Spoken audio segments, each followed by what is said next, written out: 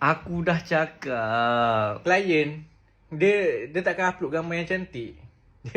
Dia akan upload gambar yang tak jadi. Sorting gambar tu. Jangan bagi klien gambar yang memudaratkan kau. Tapi gambar tu memang buruk. Dia tak semua orang tau yang boleh makan, dia ambil gambar tu, gambarnya nampak estetik. Tak, contohnya macam gini lah. Bukan aku nak kata pengantin ni buruk Bukan, tapi orang tengah makan, aku tengah makan pun nampak tengah menyuap tu pun buruk.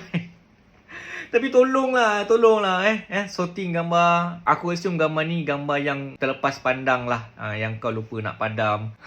Yang ni gambar-gambar kau saja try. Sebab yelah, bila tak ada backdrop, kau nak ambil gambar susah. Tak nak nampak ada kereta kat belakang, motor parking, tentang makcik rela dekat belakang. Atau belakang tu silap-silap orang rewang, tapi dia terpaksa ambil angle sengit sikit kan. Mungkin dia saja nak try pakai flash cantik ke tak, pakai F4, F56, F7, F8 lawa ke tak.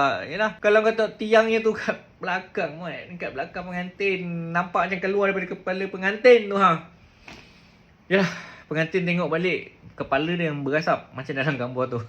Sorting. Kalau gambar tu bukan yang terlepas pandang ke apa ke, gambar masa makan ni seeloknya elakkan lah, tak payah. Kalau nak ambil gambar masa orang makan, bagi tahu cik, akak, aunty, datuk, datin, dia nak ambil gambar, boleh. Nanti dia orang senyum lah. Walaupun kat atas meja dia tu bersepah kepala udang ke, ayam dekat atas ke, dia makan comot ke, apa-apa, just bagi tahu lah. So untuk solusi mungkin situasinya yang tak ada backdrop ni, bila dia tekan 2.0 ke 2.8 ke, belakang tu cerah putih, rasanya itu lagi baik. Tapi aku percaya gambar yang proper tu ada. Gambar yang proper tu mesti ada. So aku tengok balik thread ni, post dia dah padam. Nasib baik aku sempat screenshot.